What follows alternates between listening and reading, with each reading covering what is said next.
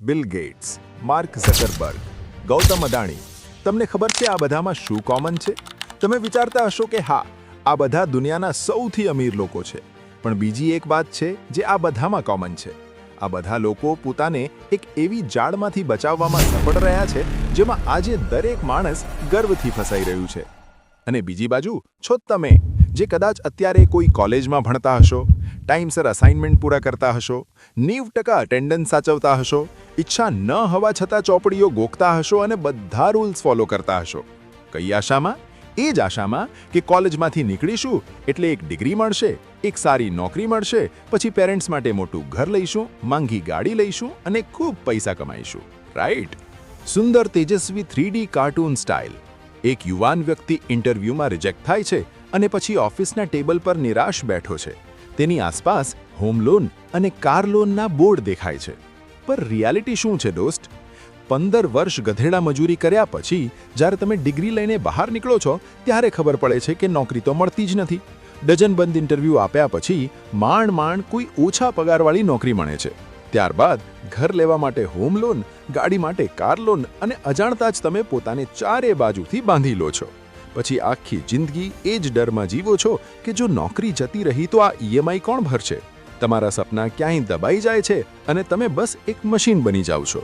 તમને લાગતું હશે કે કદાચ મારું જ નસીબ ખરાબ છે, પણ સત્ય કંઈક અલગ જ છે જે આજ સુધી તમારાથી છુપાવીને રાખવામાં આવ્યું હતું.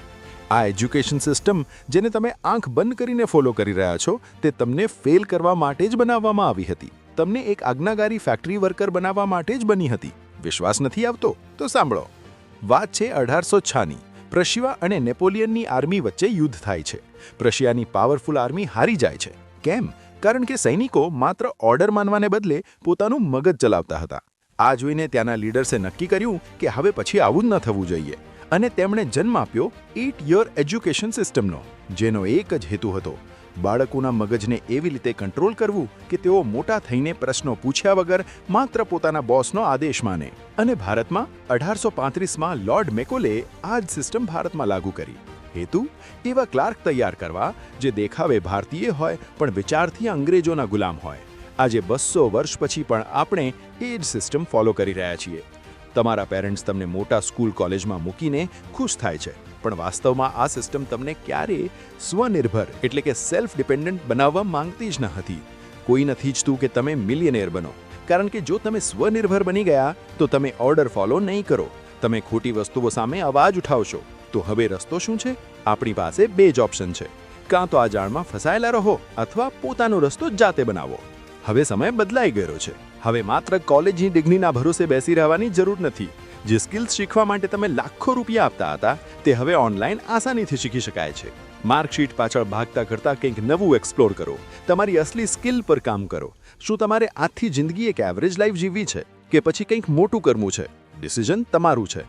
જો આ ડોક્યુમેન્ટરીએ તમારી વિચારવાની રીત બદલી હોય તો વિડીયો લાઇક કરો અને તમારા મિત્રો સાથે જરૂર શેર કરો. અને આવી જ માઇન્ડ બ્લોઈંગ માહિતી માટે ઇતિહાસ 3D વર્લ્ડને અત્યારે જ સબસ્ક્રાઇબ કરો.